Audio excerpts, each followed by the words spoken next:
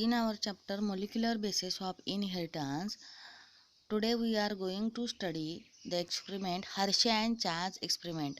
Already you are studied the two experiment, Griffiths experiment, Avery, MacLeod and McCarthy experiment. In Griffiths experiment, the Diplococcus pneumoniae, the scientist Griffith taken by a bacteria Diplococcus pneumoniae.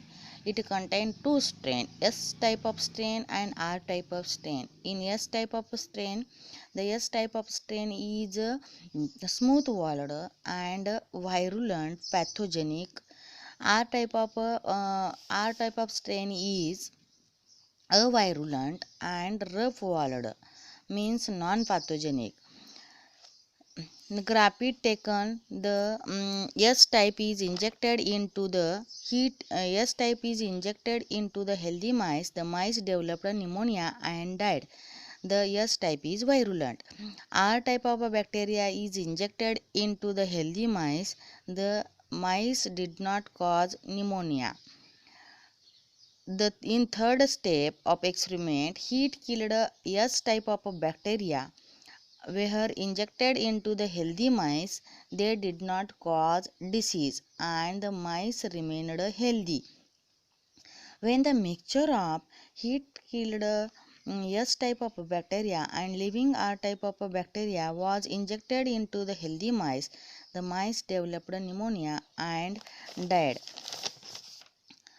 Griffith's conclusion is important. Griffith's conclusion is based on a transforming principle. Some transforming agent is present into the heat killed S type of bacteria which convert the R type into the S type. This conclusion is very IMP.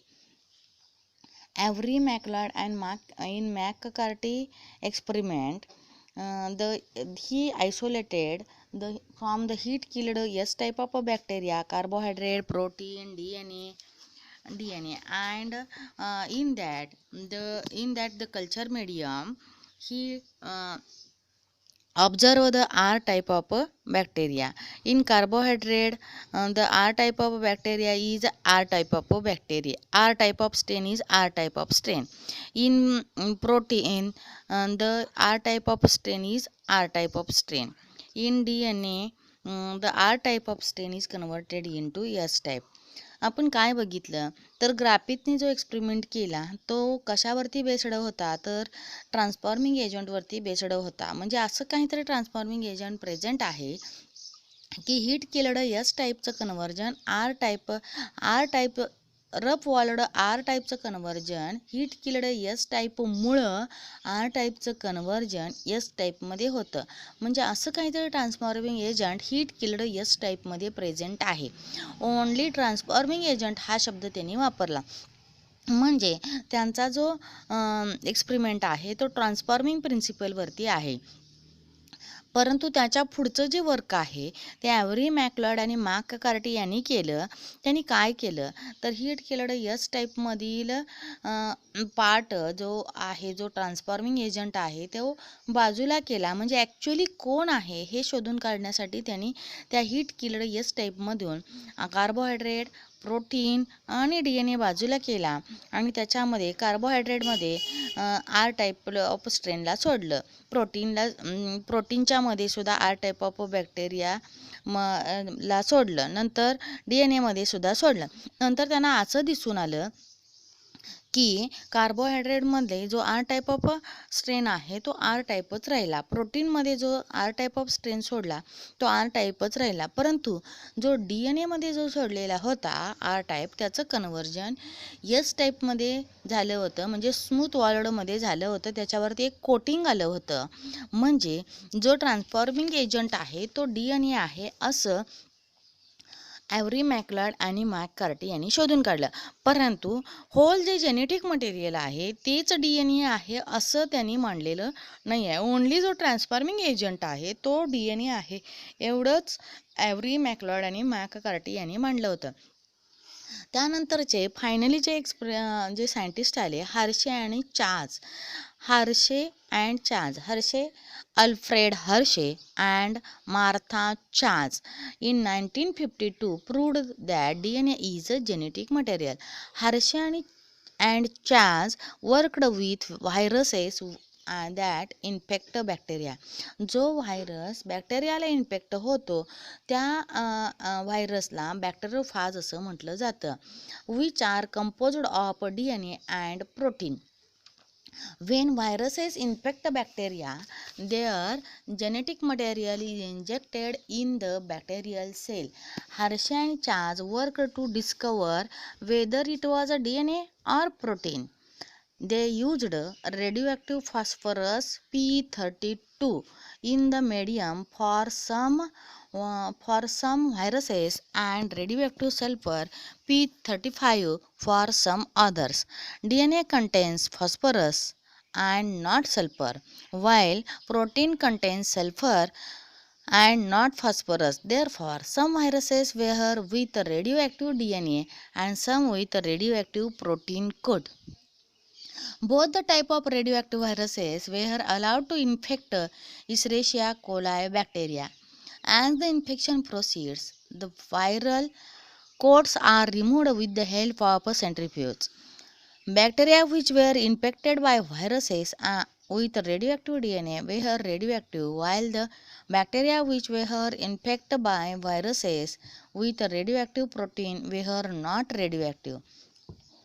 This indicates that DNA enters the bacterial cell and not proteins. Therefore, DNA is the genetic material. यामध्ये Hershey आणि Charles यांनी काय केलेलं आहे तर आपल्या एक्सपेरिमेंटसाठी बॅक्टेरियोफाज घेतलेला आहे. बॅक्टेरियोफाज म्हणजे काय, असा व्हायरस जो बॅक्टेरियाला अटॅक होतो त्या व्हायरसला बॅक्टेरियोफाज असे म्हटलं जातं. त्या बॅक्टेरियोफाजमध्ये काय असतं तर DNA अँड प्रोटीन असतं. हा व्हायरस जेव्हा बॅक्टेरियाला इन्फेक्ट करतो तेव्हा जेनेटिक मटेरियल तो बॅक्टेरियल सेलमध्ये इंजेक्ट करतो. अशा तऱ्हेनं हर्षे आणि चार्ल्स यांनी DNA हेच जेनेटिक मटेरियल आहे हे शोधून काढलं. त्यांनी काय केलं तर जो व्हायरस आहे म्हणजे जो बॅक्टेरियोफाज आहे त्या काही बॅक्टेरियोफाजना P32 यानं रेडिओ केलं. P32 हा रेडिओ म्हणजे फॉस्फरस 32 या रेडिओ सबस्टन्सनं त्यांना रेडिओ केलं. आणि काही व्हायरसना म्हणजेच बॅक्टेरियोफाजना S35 म्हणजेच सल्फर 35नं रेडिओ बनवलं. नीटमध्ये हे सुद्धा विचारलं जातं. फॉस्फरस 32 आणि सल्फर 35 हे दोन शब्द लक्षात ठेवले पाहिजे. तर P32 अँड S35 या 2 रेडिओ आयसोटोप्सनं रेडिओ बॅक्टेरियोफाजला केलं. नंतर काय केलं त्यांनी तो जो बॅक्टेरियोफाज आहे म्हणजेच ज्याला रेडिओ S35 आणि P32नं केलेला आहे रेडिओ असा जो बॅक्टेरियोफाज आहे म्हणजेच व्हायरस तो बॅक्टेरियाला अटॅक व्हायला सोडून दिलं. तो जेव्हा अटॅक केला त्यावेळेला काय झालं आता जो P32नं जो रेडिओ बनवलेला आहे त्यामध्ये जो बॅक्टेरियोफाज आहे बॅक्टेरियोफाजमधला जो DNA आहे तर DNA आपल्याला माहिती आहे DNA फॉस्फरस असतं. म्हणजे DNA हा रेडिओ होणार आहे. ज्या बॅक्टेरियोफाजला P32नं रेडिओ बनवलेला आहे तर त्याच्यामधला ओन्ली DNA रेडिओ होणार आहे. त्याची बॉडी रेडिओ होणार नाही आहे. तर आतमधला जो DNA आहे तो रेडिओ होणार आहे. परंतु ज्याला S35 या रेडिओ सबस्टन्सनं रेडिओ बनवलेला आहे असा बॅक्टेरियोफाज काय होणार आहे त्याची जे बॉडी आहे वरची ती प्रोटीननी बनलेली आहे आणि ती प्रोटीननं बनलेली बॉडी रेडिओ होणार आहे. आतला DNA रेडिओ होणार नाही आहे.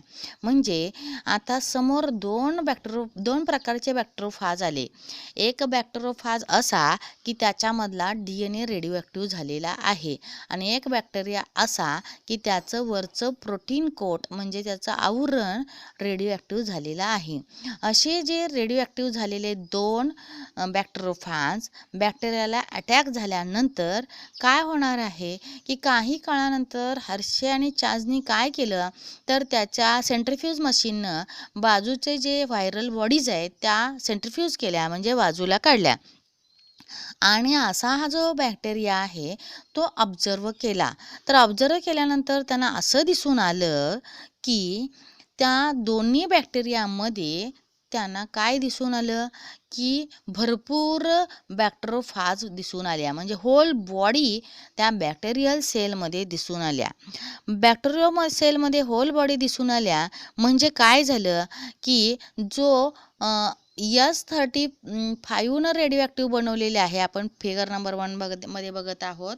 S35 जे रेडिओ ॲक्टिव्ह बनवलेलं आहे त्याच्यामध्ये काहीही रेडिओ ॲक्टिव्ह त्या बॅक्टेरियल सेलमध्ये दिसलेलं नाही आहे.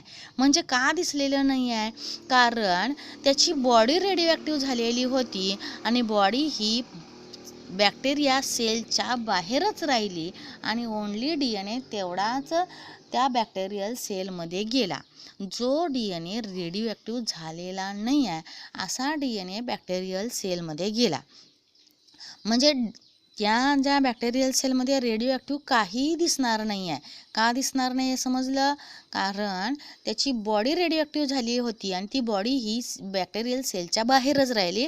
ओन्ली इंजेक्ट DNA आतमध्ये DNA तेवढाच इंजेक्ट केलेला होता आणि त्यामुळं ज्या ज्या व्हायरल बॉडी आतमध्ये ज्या तयार झाल्या त्या रेडिओ ॲक्टिव्ह दिसल्या नाही आहेत कारण त्यांची जी रेडिओ ॲक्टिव्ह झालेली बॉडी बाहेरच राहिली. दुसऱ्या आपण एक्सपेरिमेंटमध्ये बघितलं की ज्याला P32 रेडिओ ॲक्टिव्ह बनवलेलं होतं आणि ज्याच्यामधला DNA रेडिओ ॲक्टिव्ह झालेला होता त्याच्या DNA आतमध्ये इंजेक्ट झाला म्हणजे जे कलरफुल जे रेडिओ ॲक्टिव्ह सबस्टन्स आहे म्हणजे DNA ते बॅक्टेरियल सेलमध्ये गेलं आणि जे रेडिओ ॲक्टिव्ह झालेलं नाही आहे प्रोटीन कोट त्याची बॉडी ती बाहेर राहिली आणि आतमध्ये जो गेलेला आहे तो DNA जो रेडिओ ॲक्टिव्ह झालेला आहे त्याच्यापासून भरपूर व्हायरल बॉडीज तयार होणार आहेत आणि सगळ्या ह्या व्हायरल बॉडीज ह्या काय दिसणार आहेत तर रेडिओ ॲक्टिव्ह दिसणार आहेत.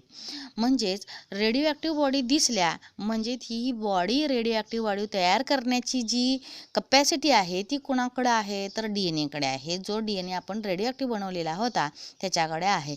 म्हणजे या 2 एक्सपेरिमेंटमधून आपल्याला असं दिसून येतं की जो बॅक्टेरोफाजच्या ज्या बॉडीज तयार झाल्या बॅक्टेरियल सेलमध्ये त्याला होल आणि होल जबाबदार कोण आहे तर DNA जबाबदार आहे.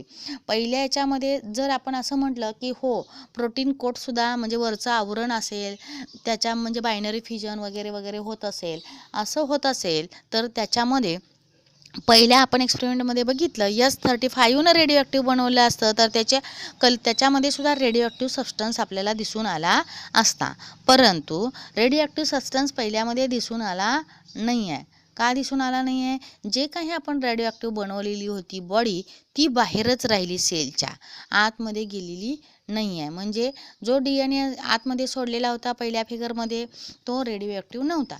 परंतु दुसऱ्या फिगरमध्ये म्हणजे P32 आपण रेडिओ ॲक्टिव्ह बनवलेले आहे त्याच्यामध्ये ओन्ली DNA रेडिओ ॲक्टिव्ह झालेला होता आणि तो DNA रेडिओ ॲक्टिव्ह झालेला DNA आपल्या होल बॉडीज पुन्हा निर्माण करतो. म्हणजेच होल आणि होल जी कपॅसिटी आहे बॉडी बनवण्याची ती कपॅसिटी DNA मध्ये आहे असं हर्षे आणि चाजने प्रूव्ह केलं. Both type of radioactive virus were allowed to infect दोन्ही इन्फेक्ट केलं तर बॅक्टेरिया कुठला घेतला इश्रिशिया कोलाई बॅक्टेरिया घेतला इन्फेक्शनसाठी. ॲज द इन्फेक्शन प्रोसीड जसं इन्फेक्शन प्रोसीड होईल the viral coats were removed with the help of centrifuge मशीननं ते बाजूचं व्हायरल कोट आपण रिमूव्ह केलं. Bacteria which were infect by viruses with radioactive DNA were radioactive while the bacteria which were infected by viruses with radioactive protein were not radioactive. ज्या बॅक्टेरियाला आपण बॅक्टेरियामधील P32 radio केलेला आहे त्याचा DNA radio झालेला आहे परंतु ज्याला S म्हणजे सल्फर 35 रेडिओ बनवलेला आहे त्या बॅक्टेरियल सेलमध्ये रेडिओ ॲक्टिव्ह दिसलं नाही आहे. म्हणजे this indicates that DNA enters the bacterial cell. याच्यावरून असं दिसलं आपल्याला की DNA enters into the bacterial cell and not protein, and therefore DNA is the genetic material.